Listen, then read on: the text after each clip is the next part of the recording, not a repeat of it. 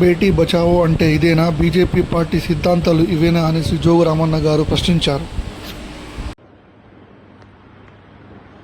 మరి ఒక మైనర్ బాలికపై లైంగికంగా వేధింపులు, మరి ఆమె పోలీస్ స్టేషన్లో పోయి ఆమె లైంగిక వేధింపులే కాకుండా అనేక రకాల హింసలకు గురి చేసిందని చెప్పి మరి పోలీస్ స్టేషన్లో ఆమె ఫిర్యాదు చేసి ఆమె స్టేట్మెంట్ కూడా పోలీసులు తర్వాత తీసుకున్నారు. కానీ ఈ రోజు వరకు పోలీసులు ఎందుకు అరెస్టు చేయలేదు?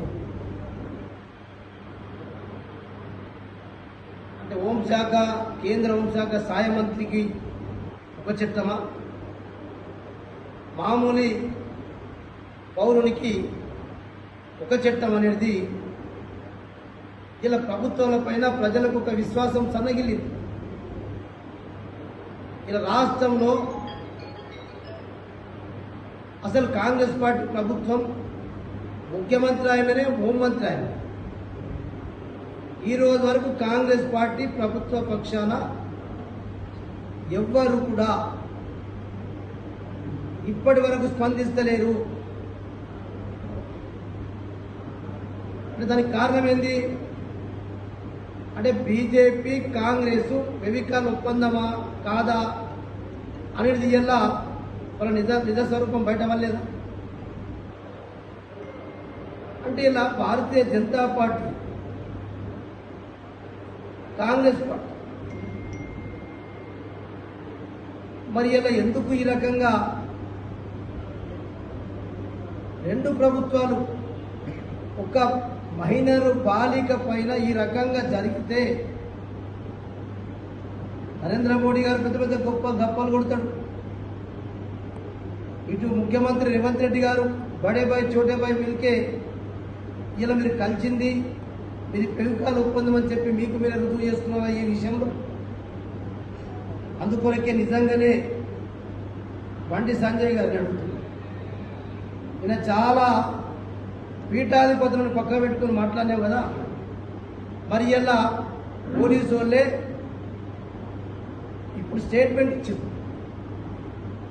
బండి భగీరథ పరారులో ఉన్నాడు అని చెప్పి ఇలా హైదరాబాద్ సిటీలో పరారులో ఉన్నాడని చెప్పి వాల్ పోస్టర్లు పట్టణం అంతా కూడా వెలిసినాయి.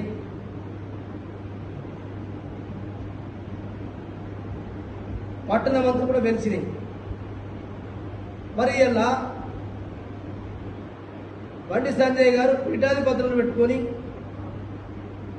అది నా కొడుకైనా ఎవరి కొడుకైనా చట్టం ముందర ఒకటే, ఒకవేళ నా కొడుకు తప్పు చేసి ఉంటే 100% చట్టపరంగా చర్యలు తీసుకోవాల్సిందే అని చెప్పినటువంటి బండి సంజయ్ గారు మరి ఎందుకు ఈయన నీ కొడుకు పరారులో ఉన్నాడు? నంబర్ 1, తప్పు చేయకపోతే పరారీలో ఎందుకు ఉండవలసి వస్తున్నది? ఎస్, ఇప్పుడు పోలీస్ ప్రకటన విన్నాం కాబట్టి, పోలీస్ ప్రకటించింది కాబట్టి నేను ఇలా మీడియా మిత్రులు చెప్తున్నా. నిజంగా ఇలా సిట్ విచారణ ఉంది కదా, మరి 2 గంటలకు 3 గంటలకు సమయం ఉంది కదా. ఇక్కడ స్థానిక ఎమ్మెల్యే మాట్లాడింది కదా, నేను స్థానిక ఎమ్మెల్యే గారిని డైరెక్ట్గా అడుగుతున్నా.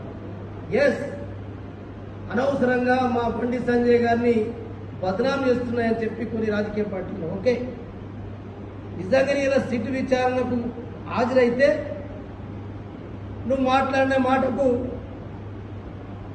ఒక అర్థం.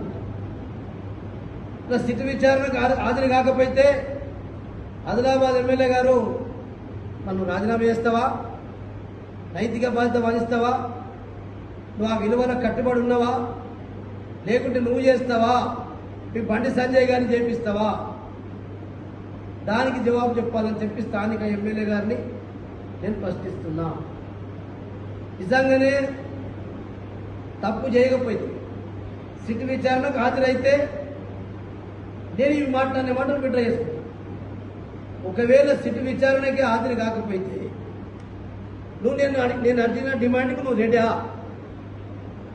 సిద్ధంగా ఉన్నావా అని నేను స్థానిక ఎమ్మెల్యేగా అడుగుతున్నా. ఎందుకయ్యా దేవుని పేరు చెప్పుకొని దేవుని గుళ్ళల్లోకి వెళ్ళి దేవుళ్ళ మీద ప్రమాణం చేస్తున్న వ్యక్తులు మీరు వీళ్ళకి ఇటువంటి పనులు చేస్తారా? ఎస్ చేస్తే దానికి కేసుకు అర్హుడైతే పంపించారు.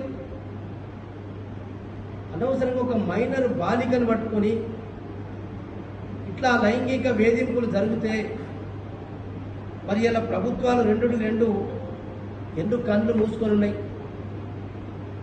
కాంగ్రెస్ పార్టీ ప్రభుత్వాన్ని అడుగుతున్నాం, భారతీయ జనతా పార్టీ ప్రభుత్వాన్ని అడుగుతున్నాం.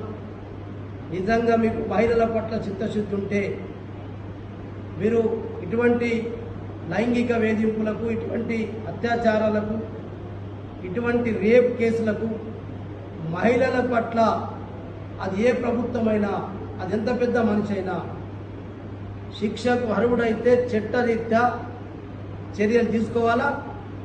అందుకొరకు ఇలా ఈ వాల్ పోస్టర్లు వెలిచినాయి కదా, ఎక్కడైనా బండి సంజయ్ గారి కుమార్ బండి భగీరథ కనబడితే మాత్రం దయచేసి రాష్ట్రంలో కానీ దేశంలో ఎక్కడన్నా కనబడితే దయచేసి మరి అక్కడ పోలీస్